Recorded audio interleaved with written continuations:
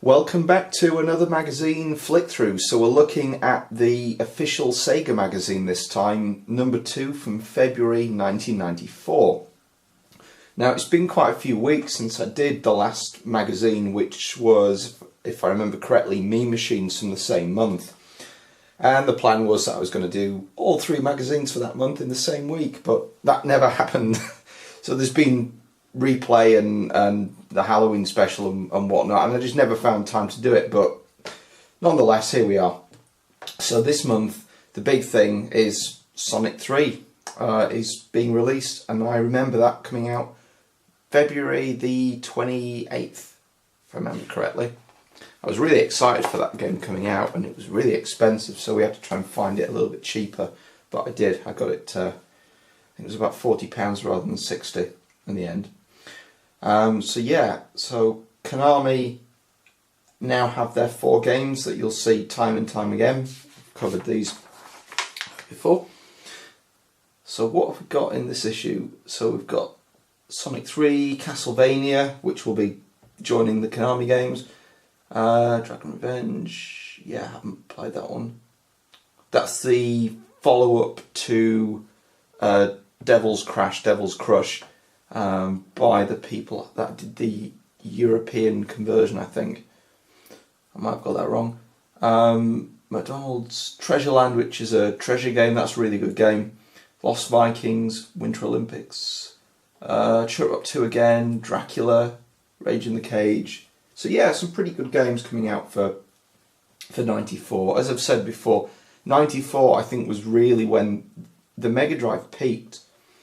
Because I always think of the early Mega Drive games as being the best, but I tried to look through what games I've got, and a lot of them are from 94, the ones I'd consider the best ones, so yeah.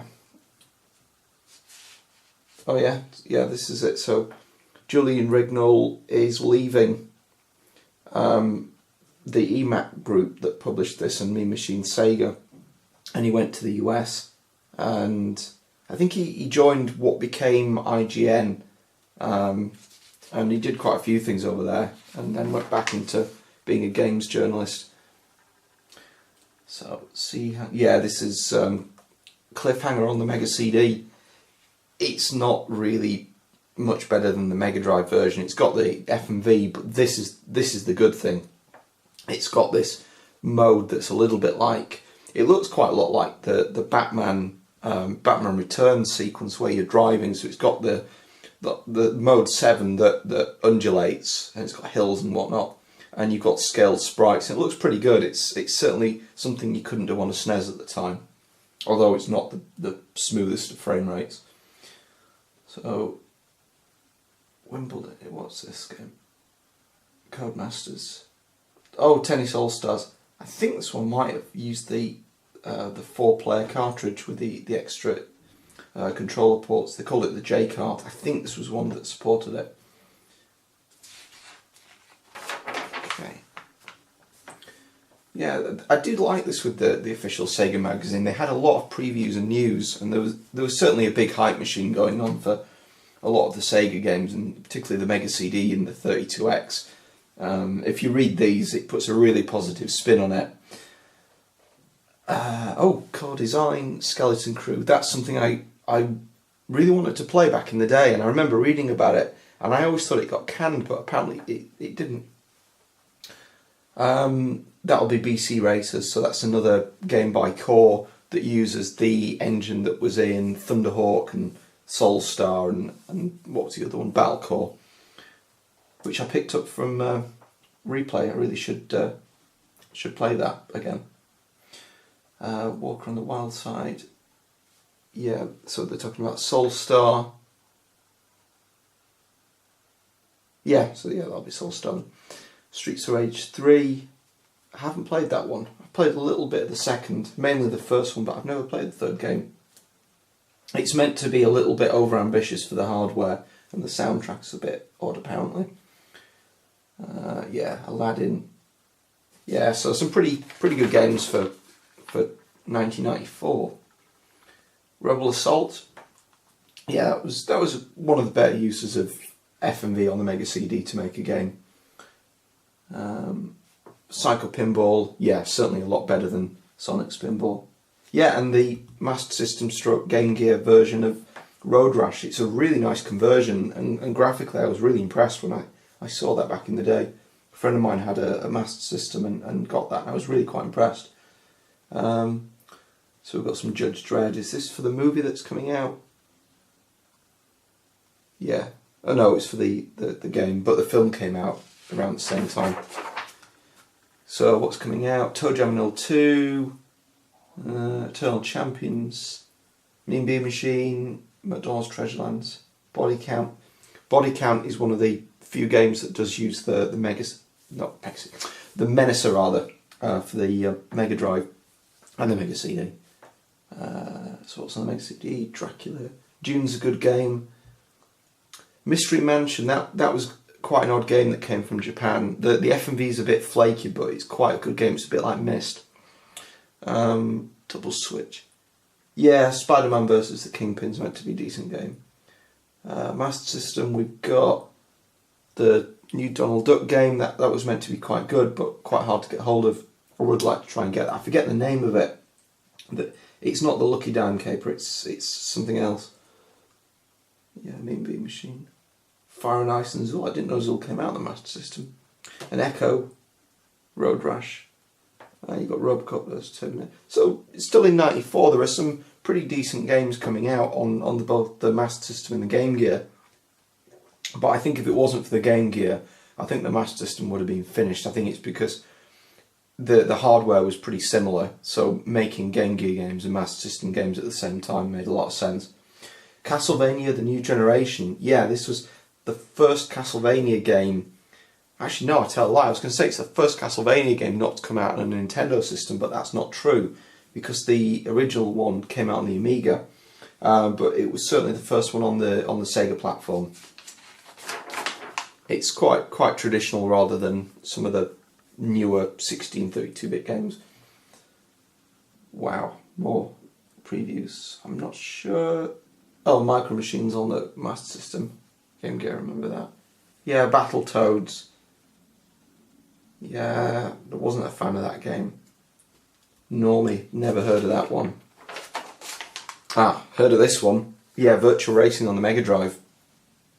Yeah, this got a lot of hype, and from the screenshots, you'd be forgiven for thinking it looks just like the arcade game. It doesn't when you play it. I mean, the frame rate's a bit and the draw distance isn't great, but for the hardware it was really impressive, and I think it was probably pushing more polygons at a higher frame rate than the Super FX chip, I think. Games like Stunt Race FX looked nice but really had a dodgy frame rate, whereas I think this was a little better, and it's really fast as well. But the hardware was really expensive to produce, unfortunately. Ren and Stimpy. Yeah, I used to like this cartoon on, I think it was Nickelodeon it was on. Really weird. Yeah, I'm always wary of games that look a lot like the cartoons, because some of them are really bad. But I don't know about this, whether this is just dodgy or not, but the art style was quite common on a lot of later Mega Drive games that were just like cartoon conversions or license conversions. NBA Jam, yeah, this is a good game. Conversion from the arcade. There was a second edition, I think they called it the Tournament Edition, and I remember this, it was either this or the second game, you could play as Bill Clinton on it.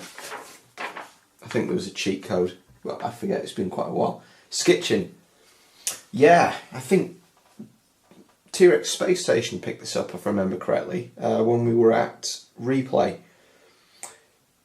I did play this in the early 90s, or mid-90s it would be. A friend of mine had this on his Mega Drive, and at that point I'd got rid of it and got the SNES, and I don't know, I saw it and I thought of it as being more of the same and not terribly impressed by it, and I think I was just wanting to move on to the SNES and perhaps different kinds of games, and I never really got into this game, but it has got a good reputation, and it looks quite a lot like Road Rash.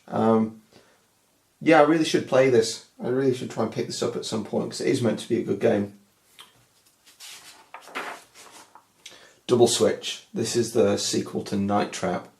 I think this is one of the few games that got a 32x CD release, which just has slightly better FMV. But the video on this is pretty good. It's a second generation FMV game on the Mega CD. I think they were using the Cinepack codec, which is certainly better for the hardware. I think the problem with the Mega CD was you've got a single speed CD drive, you've got low colour palette, and you've got a really limited CPU, and all of those together means that you haven't got great FMV. But I think as the games went along in years, the developers made better use of the hardware. So I think this and Ground Zero Texas look a lot better, and certainly the video's a lot bigger. Speaking of Ground Zero Texas, this is a really good game. It's bad, but it's good. It's like a cheesy B-movie game, but it's a light gun game. And I think you can use the Justifier on this. I might be wrong, but I certainly play this with a gamepad, and it's really, really good. You're really just shooting aliens that pop up. So some sequences are like this. They're just FMV, and you've got to shoot it's really like hidden objects that you've got to shoot. But there are sequences like this one that are just still photo backgrounds, a little bit like Lethal Enforcers, and I think that those sections work really well. And they don't use too much video. It's there to tell the story, which is really kind of bad and cheesy. It's aliens and abductions and stuff. And it's great. It's a great game. I recommend playing it. Jurassic Park on the Mega CD. So there's a lot of Mega CD this month. Haven't played this very much. A friend of mine had this and loaned me it, and I didn't really get that far into it. It's really an adventure style game. So it's... I'm trying to think what I could compare this to. I'm thinking games like Monkey Island, Point and Click, but it isn't really. It's maybe more like Myst, perhaps. So you've got these still panoramas, so you can pan 360 degrees, and you've got objects that you've got to find, and some bits of FMV like the transitions and the story sections. But this was okay. Wasn't I don't think it was as good as a lot of the PC games at the time, but it was pretty good. Prize Fighter, yeah, this was another 32x CD release. I think there were about 5 of them. Yeah, I think this made good use of the black and white because it doesn't have that many colours, but I think the quality of the video was not too bad, although it was a little small. I remember playing a demo of this, I think it was this one, on a disc from Mega Power. And the other one was Scottie Pippen's basketball, which wasn't that good. Yeah, Road Rash. It's only a preview, not a review, but I think they're looking forward to it. Now this is what I want to try and pick up. It's the Expert Player's Handbook. This has a load of really good information on how to do the combos. And when I realised what the combos were, they skip bits of animation, and I don't know if it's a bug in the game or whether it's intentional. I think it's intentional that if you do certain moves, they chain together a lot faster than if you do other moves, if that makes sense. And it tells you how to break blocks and use the soft punch and soft kick properly. Yeah, so more letters. So you could, I suppose, pause the video. There's quite a lot in there. Oh, here we go. This is interesting. This guy's disgusted. He says the Mega CD, and he found out that it had 64 colours on screen, which is pathetic. That's because of the Mega Drive, not the CD. Why did they bring it out with a limited palette? And they're talking about the CDI, CD32. Even with Cinepacks, Sega attempts, yeah, awful. Yeah, Cinepack did a good job. It was a video codec. Yeah, they're saying that the Mega CD has better software support than the CDI. Definitely the CDI. CD32, maybe. I think they're on par. Some more letters. Q&A. Wow, there's a lot in this issue.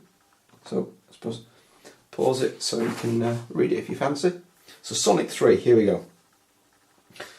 Yeah, there was a lot of expectation for this game. I think Sonic 2 is considered by many to be the best game in the series. I like the first. I prefer the first compared to the second, and this is a bit of an odd one because there's more of an adventure to this game. I felt there was more of almost like a story to it, and it certainly was not like the second game. It went in a different direction, and the thing I really remember from the game was this carnival level, and there were these boxes that you jump on, and I remember jumping on it and they go down and then up and down and then up, and you cannot get past this section. What you have to do is press up and down on the controller, and it tells you in the manual. It's just people don't read manuals, and I didn't read it. And I think I just did it by a fluke, and after spending hours and hours and hours on it, and then a friend of mine at school said, "Oh yeah, you press up and down, you read the manual." But I mean, it's funny with that previous comment about the colour palette on the Mega Drive being quite limited. This game really made good use of it. I mean, Mega Drive games do have a smaller colour palette than the Super Nintendo, but you just have a look at this game, and yeah, they are limited by the colour palette, but they've really made the art style fit it well. It looks really colourful and nice. Yeah, you've got these bonus levels. I didn't quite enjoy these as much as Sonic 2. I like the 3D tube on the second game. Yeah, there are some extra bits and pieces. So the idea of this game was, it was meant to be one big game with content from Sonic and Knuckles, but it was split into two games. But there are loads of little hangovers in this game, so if you put it into the cheat mode or the debug mode, there are little sections and parts that you just cannot get to without the cheats. And you think, why did they put that in the game? And then you realise it's for Knuckles. Yeah, this is a really big coverage. So I don't think this is even a review, it's like a bumper preview. Yeah. Yeah, the intro was... I can't remember what the cheat code was now. Was it up, up, down, down, up, up, up, A? Something like that. It was really hard to do. It was much harder than the previous games to do the cheat code. Yeah, this was the two-player level where you got these tiny little characters that remind me from... There's a section on Sonic CD where you get miniaturized and you play as a mini Sonic. I think that's where the idea probably came from. FIFA, the first one. Yeah. And like it or hate it, it's certainly an important game, and it certainly spawned a successful series. So yeah, FIFA. What's this? Oh, Disney games. I really like Disney games. There's a game I picked up recently. I really should do a video on it. Is the Pinocchio game, which is one I never knew about, and I only found out about it a couple of months ago when I saw it in the shop. I thought, oh, what's that game? But yeah, that's a nice game, but that was certainly a late release. It wouldn't have been mentioned here. So we've got Castle of Illusion, World of Illusion, Quackshot. All three get good games. Aerial, haven't played that one. So that was meant to be a bit disappointing. Aladdin, yeah. I found it a bit frustrating, but it's certainly an impressive game by Shiny. Tailspin, I keep seeing that, but I never pick it up. I don't know, it's just the screenshots just don't really interest me. I'm not sure what that game's meant to be like. Alright, so the controls are pretty dodgy. It says Fantasia, yeah, I remember playing that back in the day. It's not a good game at all. Tasmania, yeah, don't know much about that one. I think I saw it on a video with Meme Machines. Turtles. Well, this isn't a Disney. Hang on. Oh, the cartoons, so it's not just Disney then. So it's Turtles. I was going to say Tasmania, certainly not Disney, that's Warner Brothers. Yeah, both really good Turtles games. They're quite expensive, both of them. One of them's like an arcade-style side-scrolling beat-em-up, a little bit like Streets of Rage, and the other one's a one-on-one beat-em-up. Tiny Toon, yeah, I've got that. Picked that up pretty recently. It's quite a fast game. It's a little bit like Sonic, perhaps, in some ways. Captain Planet, Last Battle, never played those. Krusty's Super Fun House, that's one that I do want to pick up. I played a few Simpsons games. I remember one on the Atari and I think maybe one on the Amiga or the Mega Drive. I wasn't that impressed with them, so I just discounted the games. I just didn't really bother with them. But this is meant to be a puzzle game that's really good. Yeah, Bart versus the Space Mutant, had that on the ST. I just didn't get on with it. It had a weird fence that you had to run and then press back and down or something and slide under it. It was a weird game. Flintstones games, no, don't do that. Those, sadly.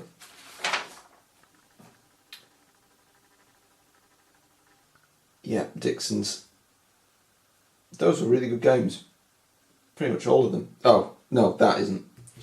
That's the. That's not the arcade game from T2. That's I think it's an LGN game. It's not great. Right, so we've got some peripherals for the Mega Drive and Mega CD and maybe the Master System, perhaps. 6-button pad. Yeah, I don't know how good the stick is there. That's the 6-button one. I don't know. So I'm thinking Custado might know more about that, whether it's got a spongy controller or not. Infrared, yeah, probably wouldn't bother without them. The power-based converter and the power-based converter 2. Really nice bits of hardware. They'll let you play the Master System games rather on the Mega Drive. It's a shame you couldn't play the Game Gear games as well, because I remember there being a few Sonic games that came out after the Master System had been discontinued, and I really wanted to play those. So yeah, there is a new one that's come out. It's recent. I won't say it's an indie project, but it's certainly a small. I think it's one guy. It's a small team or two guys that make it, and it's got the FM synthesizer, so you get the really nice audio with your Master System games. So that's probably the one to get. Although I don't know how much it costs.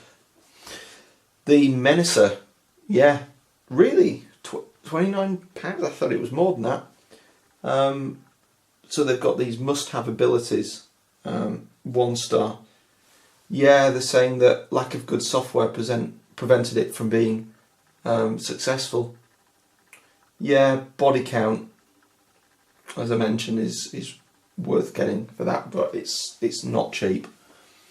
The Sega mouse, yeah, which is used in a few games. Again, I don't think it was that popular. Your light phaser, yeah, that was way more popular. Rapid fire unit, I remember that. TV tuner, that was a nice bit of hardware.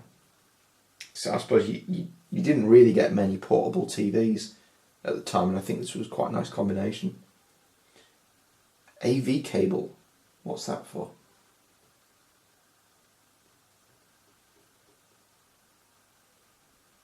I don't know what that's for. If you were rich enough to buy a TV channel, you may have a video camera knocking around. Oh, right. So this would. Oh, right. This is just this is for the TV tuner. It's probably so you can hook a VHS player up to it. Yeah. And the universal adapter.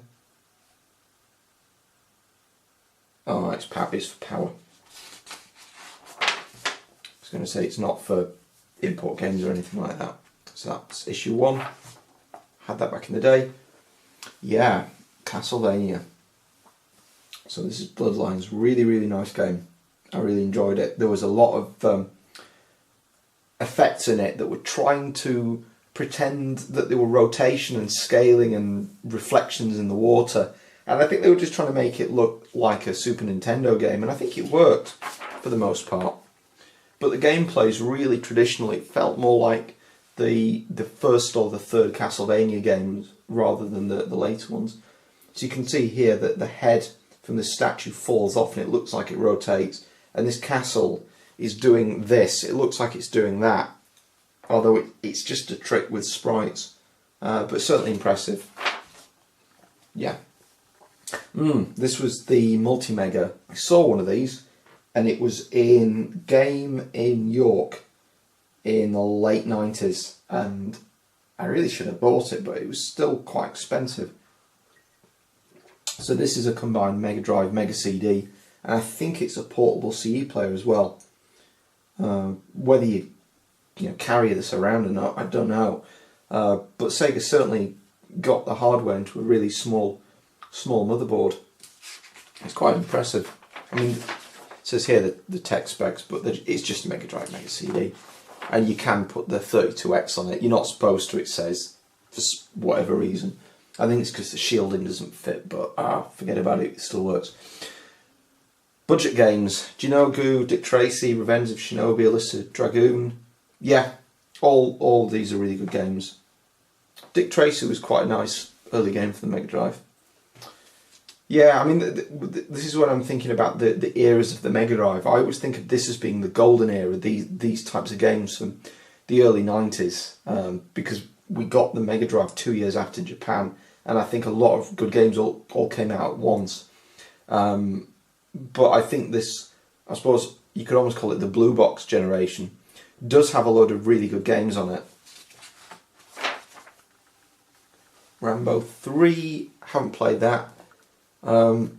Yeah, Strider. If you watch Long Boy's Post videos, he mentions Strider. It's a story he tells about when I think he first got the Mega Drive and imported it, and friends at school had Amigas, and this game just blew it away the other platforms. It just looks so good, and I think it was a really good use of the hardware, and certainly made the Mega Drive an important console.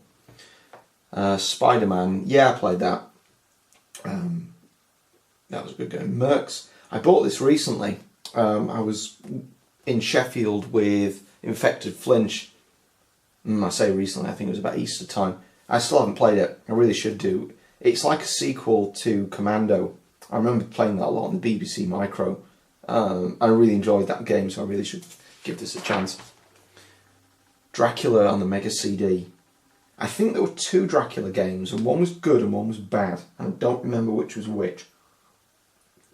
But looking at this, it looks like a point-and-click adventure.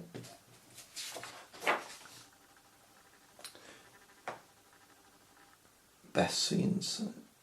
Oh, okay, so it's got, yeah, different locations you visit. Yeah, it's hard to tell whether this game's any good or not. Oh. So it's not a review. Shoecase. I've never noticed that. Shoecase.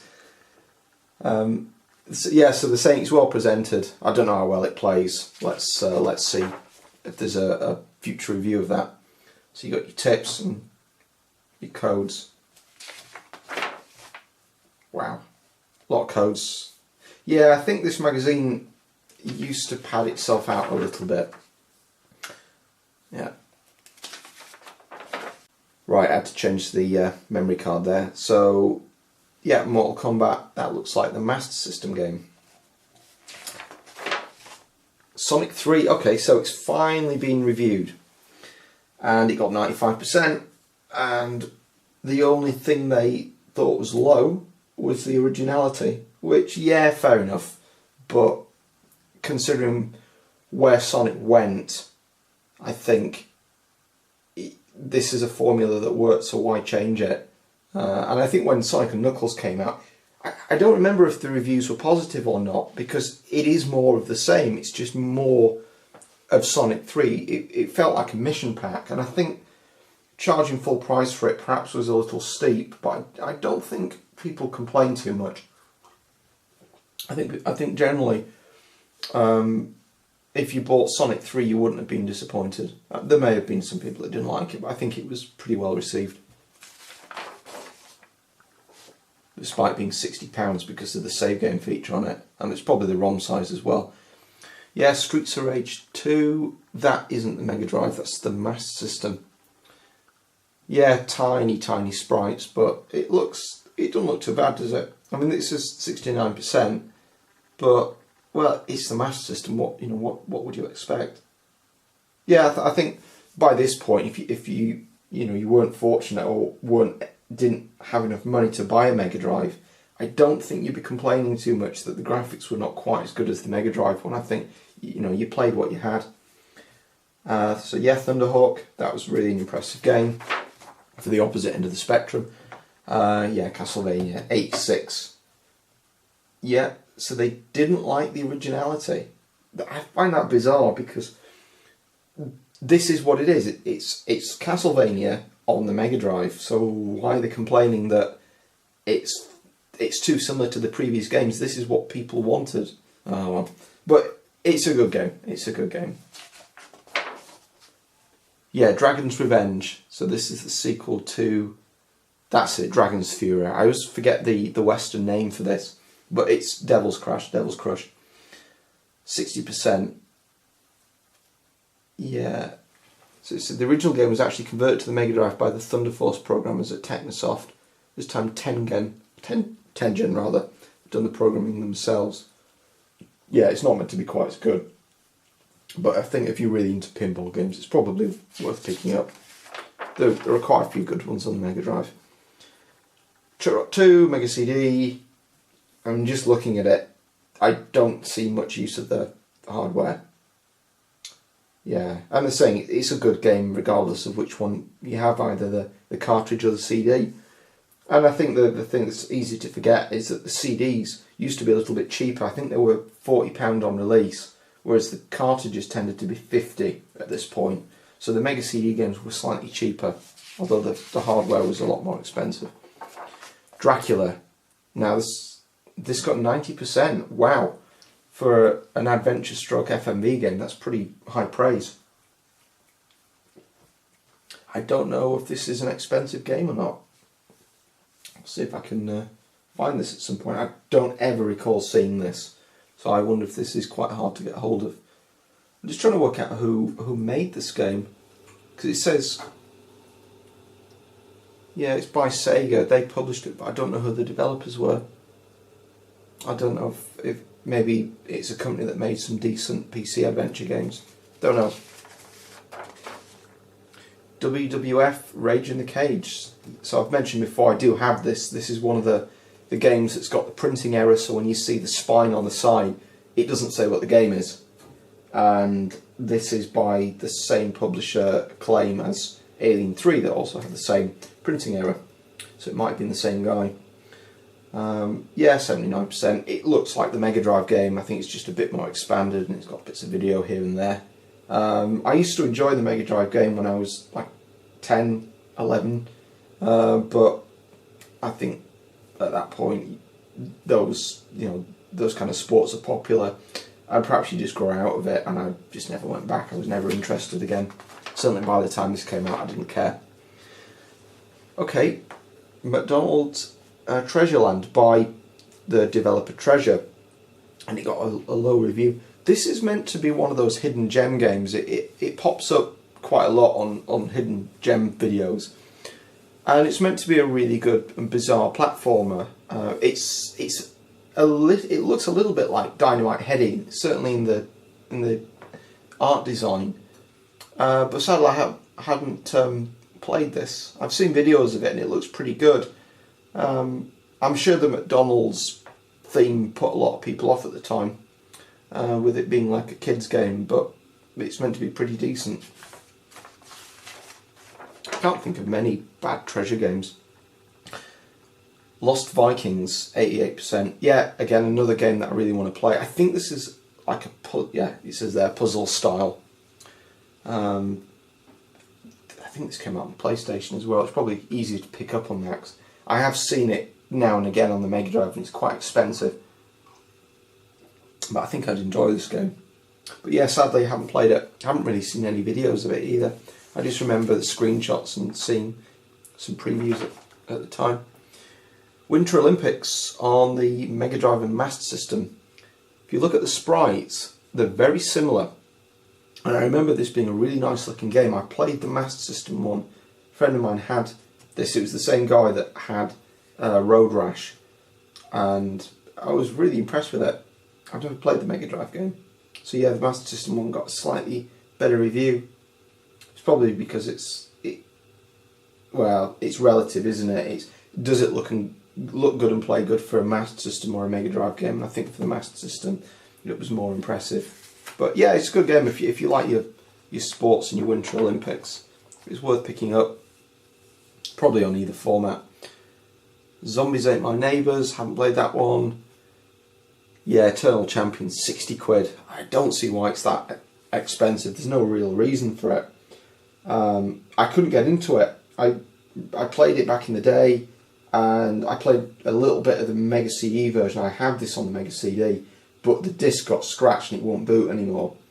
That game I thought was a bit more rounded, whereas the original was really hard. The difficulty was really difficult, and the special moves are quite hard to pull off, but it's meant to be quite a rewarding game if you get into it.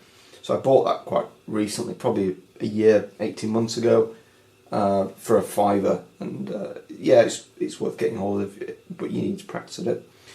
FIFA Soccer, yeah, it's a classic, whether you like sports games or not, it's important. Dune on the Mega CD.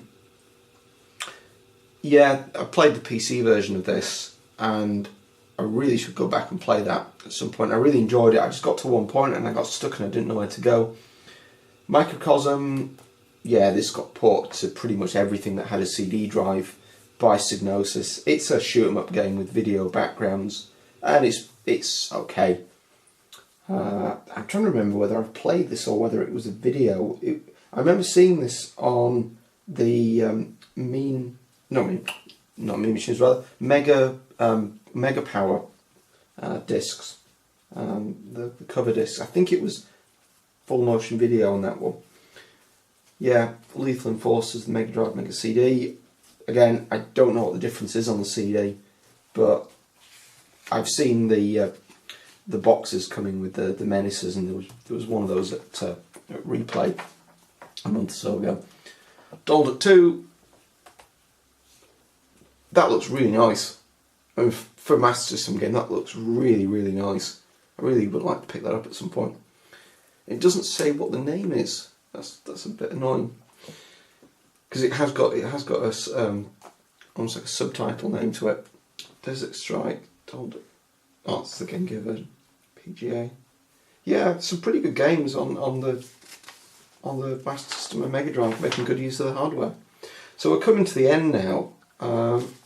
So next month, I don't have any more issues of this until I think 95. I've got one issue of it, so this is a bit of a one-off.